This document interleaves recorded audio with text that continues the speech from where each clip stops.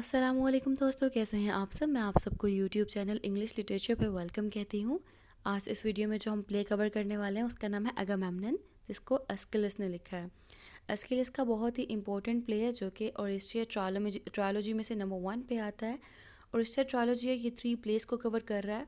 इसमें नंबर 1 पे है अगामेम्नन, सेकंड पे है लाइबेशन बैरियर और थर्ड पे है यूरीमाइंड्स, जिनमें से हम लोग फर्स्ट प्ले को डिस्कस करने वाले हैं इस वीडियो के अंदर। हम लोग बाकी प्लेस को डिफरेंट वीडियोस में डिस्कस करेंगे।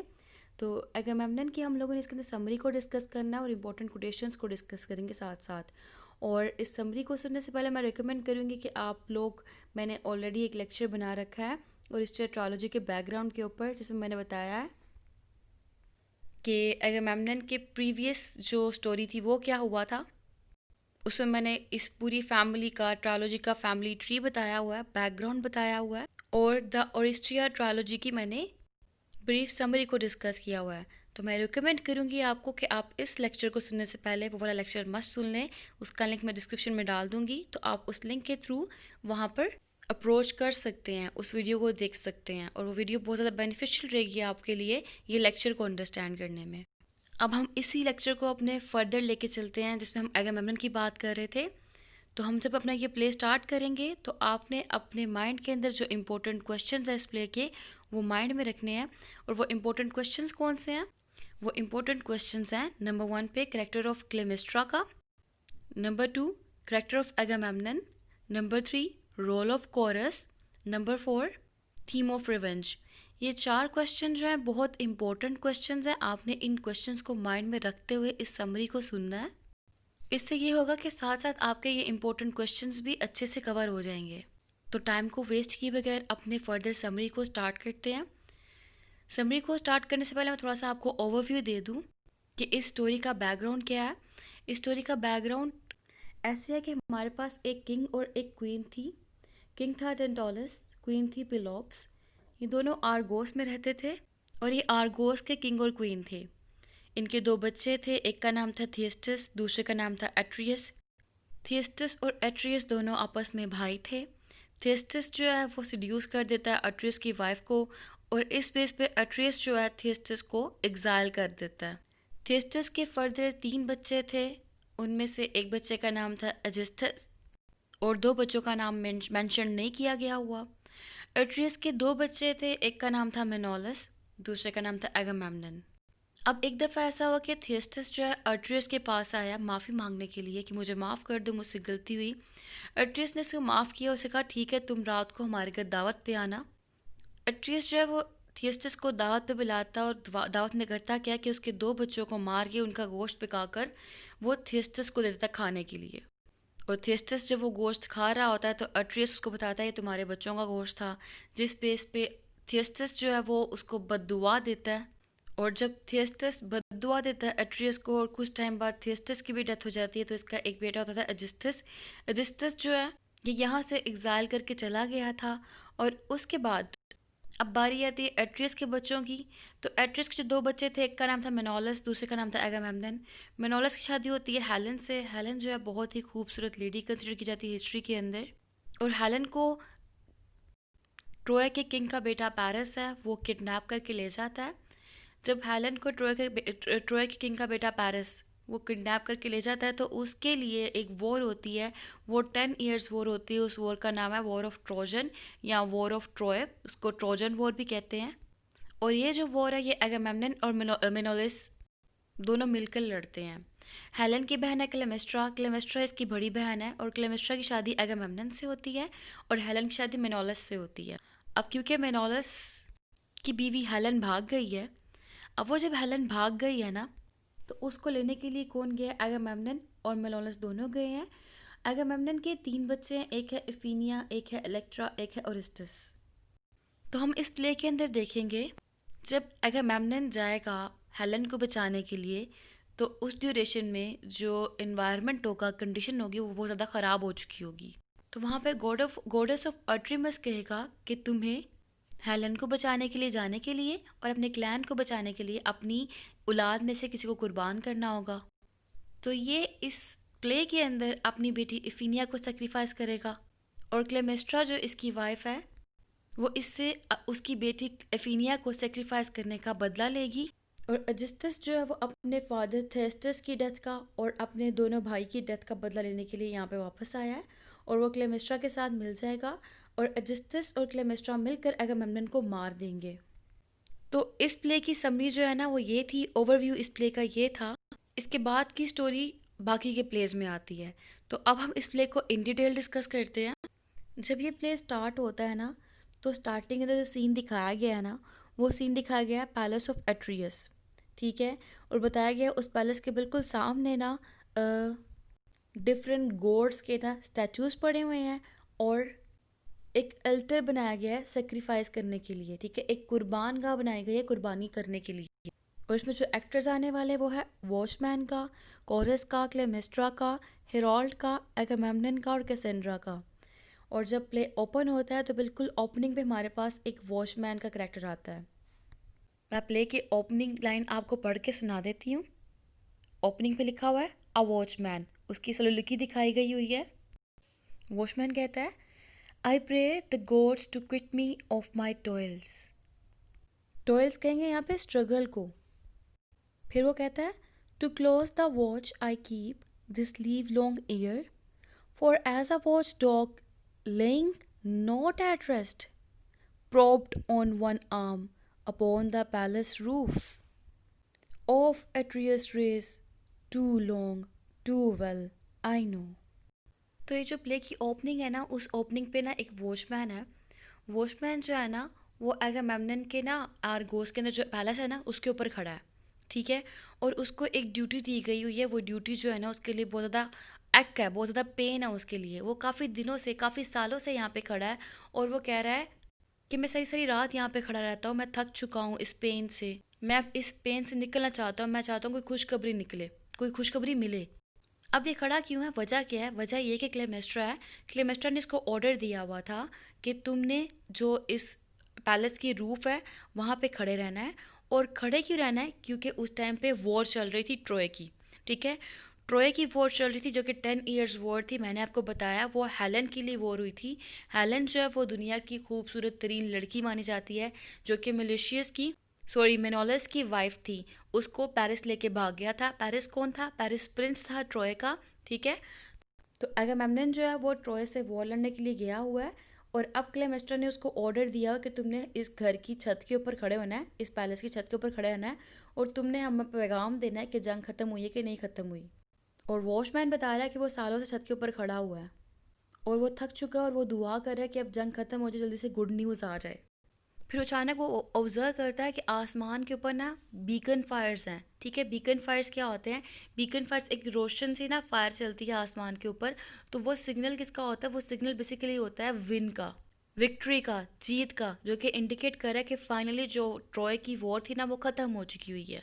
तो जब वो बीकन को बर्निंग देखता है ना, यानी कि जलता हुआ देखता है, तो ये रियलाइज़ करता है कि finally the war is over. तो ये देखकर ना वॉचमैन बहुत ज़्यादा खुश होता है। खुश क्यों होता है? कहता है फाइनली जिसका इंतज़ार था वो हो गया, फाइनली जंग ख़त्म हुई, फाइनली अब मेरा किंग जो है वो वापस आने वाला है। लेकिन अचानक ही क्या होता है?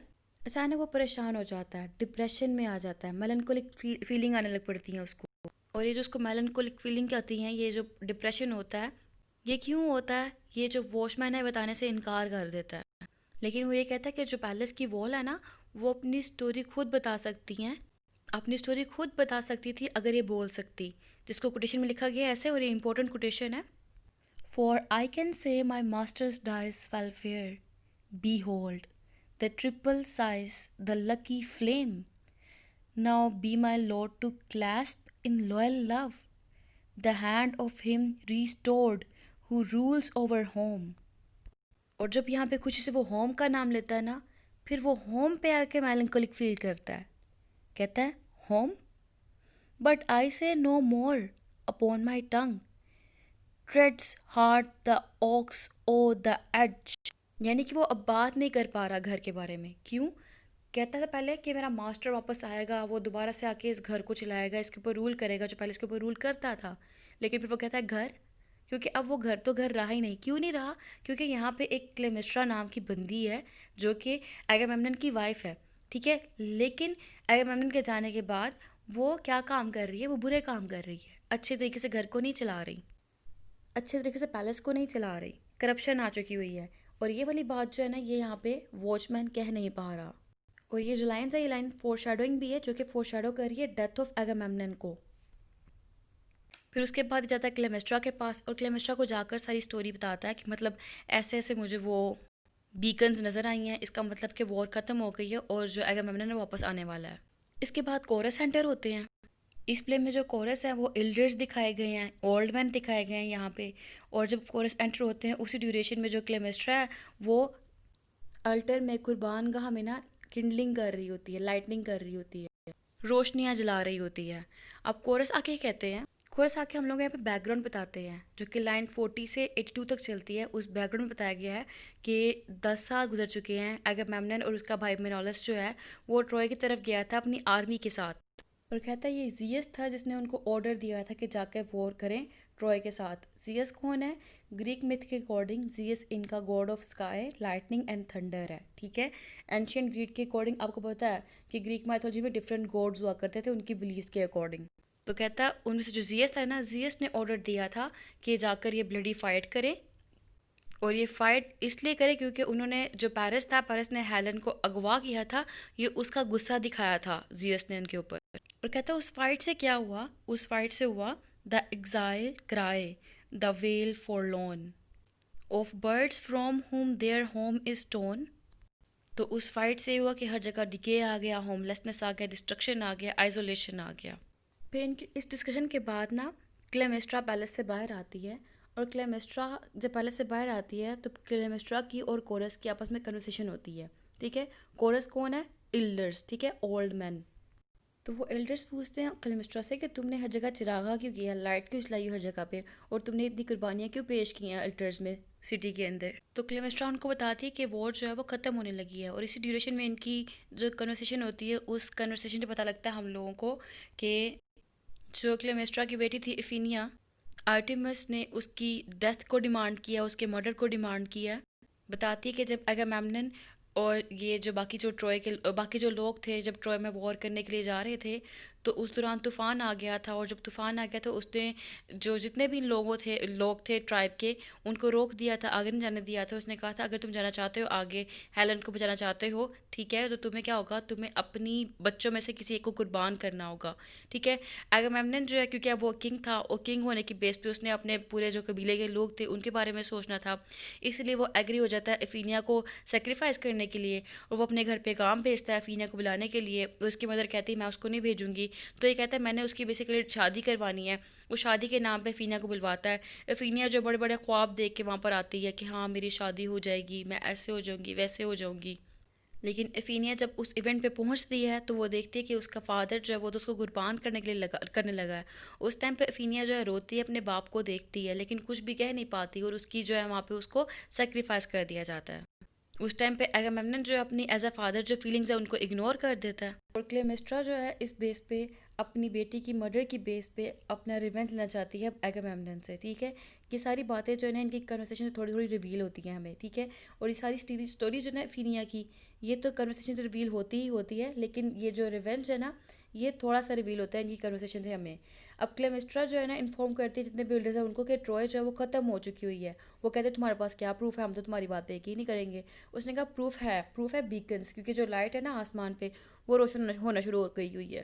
और उसकी रोशनी जो है ना वो बेसिकली इसी चीज़ को इंडिकेट कर रही है कि वॉर ख़त्म हो चुकी हुई है, ट्रॉय जो है वो डिस्ट्रॉय हो चुका हुआ है। फिर जो एल्डर्स होते हैं यानी कि जो कोरस होते हैं ना, वो एट्रीब्यूट करते हैं कि जो ट्रॉय का फॉल हुआ है ना वो जियस के गुस्से की बेस पे हुआ है। और कहते हैं जो जियस है ना वो हमेशा से जितने भी मॉडल और प्राइड मैन होते हैं ना उनको पनिश ज़रूर देता है। और फिर वो स्टोरी में रिवील करते हैं कि जो पेरिस है उसने बहुत बड़ा गुनाह किया था, उसने वॉयलेट किया था सेक्रेड रूल्स को, सेक्रेड ओब्लिगेशंस को, कि उसने जब एक गेस्ट जिसका नाम हेलन था और वो मेनोलस की वाइफ थी उसको किडनैप कर लिया था, इसीलिए सारा कुछ ट्रोय का वॉर हुई है। और फिर वो ट्रोजन वॉर को एक्सप्लेन करते हैं। ट्रोजन वॉर जो है ना ये एक डेथ थी, ये एक टेरिबल किस्म की वॉर थी जो कि ग्रीक्स के अंदर हुई थी। और ये वॉर जो थी बहुत ज़्यादा टाइम पीरियड में हुई थी। और इस वॉर की बेस पे जो आर्गोस के लोग थे वो रेस्टिव हो चुके हुए थे, मीन्स रेस्टलेस हो चुके हुए थे। इस वॉर की बेस पे बहुत ज़्यादा डेथ्स भी हुई थी। और हाँ जी, ये क्वेश्चन भी इंपॉर्टेंट है ट्रोजन वॉर का इस प्ले के रेफरेंस से। कोरस बताते हैं इसमें बहुत ज़्यादा शिप्स जो हैं वो तबाह हो गई थी, हर जगह आग लग चुकी थी, बहुत से सोल्जर्स जो थे वो मर चुके थे। और जितने भी सोल्जर्स थे वो सब के सब अगामेम्नन के साथ गए थे ना, तो उनकी काफ़ी ज़्यादा लोगों की डेथ हुई थी। फिर जो एल्डर्स हैं वो ये कहते हैं, मीन्स जो कोरस है वो कहते हैं कि Agamemnon will be punished for inflicting his burden on his people, कि उसने अपना जो बोझ अपने लोगों पर डाला है ना, अपने लोगों को मारा है जंग में ले जाकर, इसका बदला जो है ना एगामेम्नन चुकताएगा, अदा करेगा, मीन्स उसको कुछ ना कुछ पे ज़रूर करना पड़ेगा, ठीक है। तो ये जो चीज़ है अकेली एक लाइन जो है ना, ये अकेली लाइन, ये क्या है, सिम्बॉलिक है, ये फोरशैडो कर रही है फिर से एगामेम्नन की डेथ को। फिर जो कोरस है वो कहते हैं, the gods they say take note of those who are responsible for bloodshed and punish them, ठीक है, कि उनके ऊपर वो नोटिस ज़रूर लेते हैं जो ब्लडशेड क्रिएट करते हैं, उनको सज़ा भी देते हैं, ठीक है। And the only security is to avoid fame and power, कि आप तभी सिक्योर हो सकते हो जब अपने फेम को अपने पावर को अपने प्राइड को अवॉइड करते हैं। लेकिन हम देखेंगे कि एगामेम्नन जो है अपने जो प्राइड है उसको अवॉइड नहीं कर पाएगा इस प्ले के अंदर। अब इसके बाद जो है ना नेक्स्ट लाइन स्टार्ट होती है 481 से 685 तक। उसमें बताते हैं काफ़ी दिन गुजर चुके हैं, काफ़ी दिन गुजरने के बाद जो है ना जितने भी एल्डर्स हैं कोरस से आपस में चैटरिंग कर रहे होते हैं, एक्साइटेड होते हैं कि हर जगह रूबर फैली हुई सिटी के अंदर के जो वॉर है वो ख़त्म हो चुकी हुई है। लेकिन बाद में उनको ना डाउट होता है क्लेमेस्ट्रा के ऊपर कि क्लेमेस्ट्रा जो है ना उसने शायद हम लोग को ना मिस कोट किया, उसने मिस इन्फॉर्मेशन दी है। लेकिन इसी मोमेंट पे एक मैसेंजर आता है जिसका नाम हेराल्ड है, मैंने बताया था आपको। हेराल्ड आके बताता है कि फाइनली वॉर ख़त्म हो चुकी हुई है, और वो कहता है highest of all who walk on the earth today. यहाँ पे एगामेम्नन की बात कर रहा है वो, ठीक है, कि एगामेम्नन जो है अब वो आ रहा है, ठीक है। एगामेम्नन और आर्मी जो है वो लैंडेड कर चुके हुए हैं बीच के ऊपर, जो कि बिल्कुल सिटी के बिल्कुल बिलो है, सिटी के बिल्कुल पास है। फिर वो एल्डर्स को बताता है कितनी हार्डशिप फेस की थी इन सब आर्मी के मेंबर्स ने, और फाइनली हम लोग जो है अपने होम के ऊपर, अपने प्लेस के ऊपर वापस आ चुके हैं। ये बहुत अनरोमांटिक और बिटर अकाउंट देता है वॉर का। वॉर के बारे में बताता है कितनी डिस्ट्रक्शन हुई है ट्रोय की, ट्रोय तबाह हो चुका हुआ है, उसका एक टेम्पल तक नहीं बचा, सिटी जो है वो डिजर्टेड हो चुकी हुई है, और हम सब जीत चुके हैं, वी आर विक्टोरियस नाउ। इसकी बात सुन के एल्डर्स बहुत खुश होते हैं, इसको वेलकम करते हैं, ठीक है, और अपनी जॉय को एक्सप्रेस करते हैं, और वो उसको हिंट देते हैं कि जो इस प्रेजेंट टाइम पे जो पैलेस है और जो सिटी है वहाँ पे अफेयर्स जो हैं बहुत ज़्यादा ख़राब हो चुके हुए हैं, ठीक है। प्रॉपर फॉर्म में अफेयर्स नहीं चल रहे आर्गोस के अंदर, सूरत हाल बैड है यहाँ पे, ठीक है। और कहता है कि हम लोग उम्मीद करते हैं कि जब सोल्जर वापस आ जाएंगे तो सिटी बिल्कुल ठीक हो चुकी होगी, सिटी के प्रॉब्लम्स खत्म कर देंगे सोल्जर आके। लेकिन हेराल्ड जो है वो इनकी बात को समझ नहीं पाता कि इसका मतलब क्या है। और ये जो कोरस होते हैं एक्चुअली में ये क्लेमेस्ट्रा ने जो ट्रीटमेंट किया होता सिटी के अंदर उसको एक्सप्लेन करना चाह रहे होते हैं। फिर क्लेमेस्ट्रा आगे आती है और आके मजाक उड़ाती है कोरस का कि उन्होंने इसके ऊपर शक किया था, हालांकि इसने बिल्कुल ट्रू न्यूज़ दी थी। और बड़ी खुशी का इजहार करती है कि उसका हस्बैंड आने वाला है, और आयरोनिकली कहती है may he find a wife within his house as true as on the day he left हर।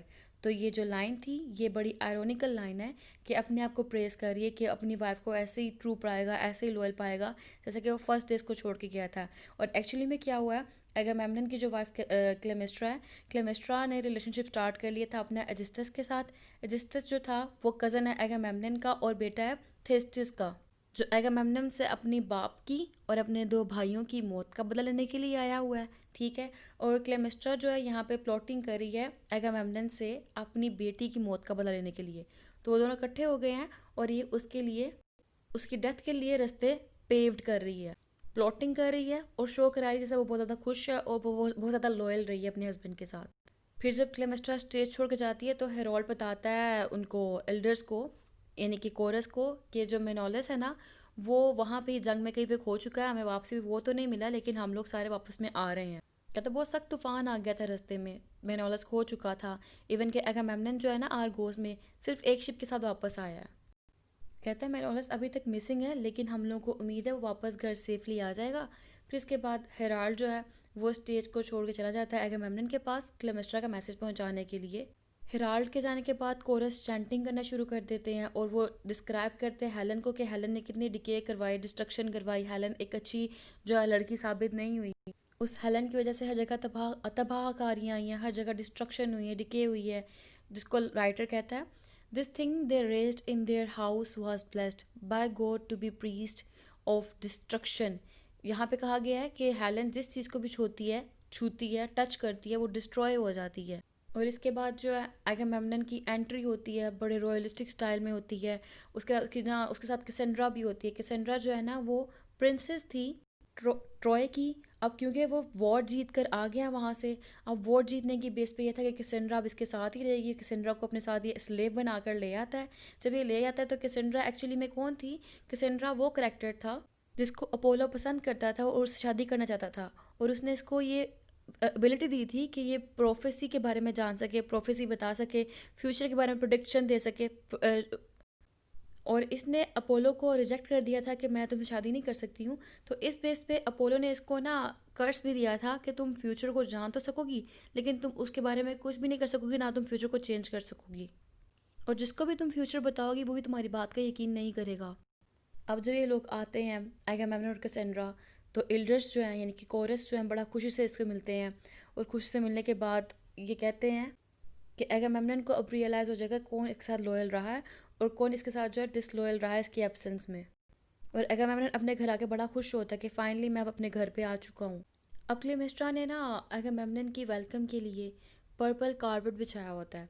और पर्पल कारपेट जो है ना, पर्पल कारपेट सिंबलाइज करता है ग्रीक के अंदर कि ये सिर्फ और सिर्फ गॉड्स के लिए बिछाया जा सकता है। और एगामेम्नन जो है रिफ्यूज़ करता है कि मैं इस कारपेट के ऊपर से चल के नहीं जाऊँगा, लेकिन क्लेमेस्ट्रा उसको फोर्स करती है अगेन एंड अगेन। और उसके बाद कहती है कि तुम जो है ना डरते हो, ठीक है, तुम डरपोक हो, तुम इसलिए इसके ऊपर चढ़ के नहीं जा रहे। तो ये चीज़ जो है एगामेम्नन अपने ऊपर ले लेता है, अपने प्राइड के ऊपर एक सवाल समझता है, वो प्राइड में आ जाता है और ठीक है वो चल चल लेता है उसके ऊपर। जब वो कारपेट पे चलता है और चल के वो भागने जाता है तो क्लेमेस्ट्रा जो है उसको मार देती है, ठीक है। क्लेमेस्ट्रा के उसको मारने से पहले क्या होता है, कैसेंड्रा की प्रोफेसी। एगामेम्नन कहता है कि तुमने कैसेंड्रा का ख्याल रखना है, मैं इसको वहाँ से लेके आऊँ और ये हमारी स्लेव है अब, ठीक है, और ये हमारे साथ रहेगी, तुमने इसके साथ नाइसली बिहेव करना है। क्लेमेस्ट्रा जो उसके साथ नाइसली बिहेव करती है, लेकिन कैसेंड्रा जो है वहाँ पे प्रोफेसी देती है। प्रोफेसी देते हुए कहती है कि अब जो है ना डेथ होने वाली है, अब जो है एगामेम्नन ने मर जाना है, अब जो है ये मुझे मार देगी, लेकिन मैं कुछ भी नहीं कर सकती। वो कहती है O wretch O purpose fell thou for the wedded lord the cleansing wave hast poured a treacherous welcome. Treacherous welcome means क्या है, एक बता रही है यहाँ पे कि एक बहुत बुरे किस्म का वेलकम किया गया जिसके अंदर अब उसको पता लग रहा है कि इसकी डेथ होने वाली है। वो कहती है the blood stained hands of them the smite their skin, यानी कि जो हाथ है वो उनमें खून भर चुका हुआ है, ठीक है, खून आ रहा है। अब ये जो खून है इंडिकेट कर रहा है डेथ को। अब इसको मतलब सारी प्रोफेसी पता है कि आगे क्या होने वाला है, सब कुछ जानती कि इसकी अब डेथ होने वाली है। ये खुद की डेथ को नहीं रोक सकती, ना ये एगामेम्नन की डेथ को रोक सकती है, ठीक है। लेकिन फाइनली क्या होता है, क्लेमेस्ट्रा जो है एगामेम्नन के बाथरूम में जाने के बाद एगामेम्नन को मार देती है। और जब बाथरूम से बाहर आती है फिर वो कैसेंड्रा को भी मार देती है। और जब ये मार रही होती है तो कोरस बाहर खड़े चैंटिंग कर रहे होते हैं।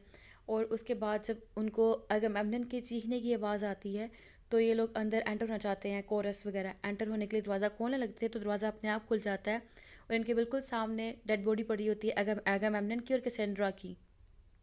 और फिर क्लेमेस्ट्रा कहते हैं कि मैं अब खुद को एक अच्छे वे में रिवील कर सकती हूँ, मैं सच बताने लगती हूँ।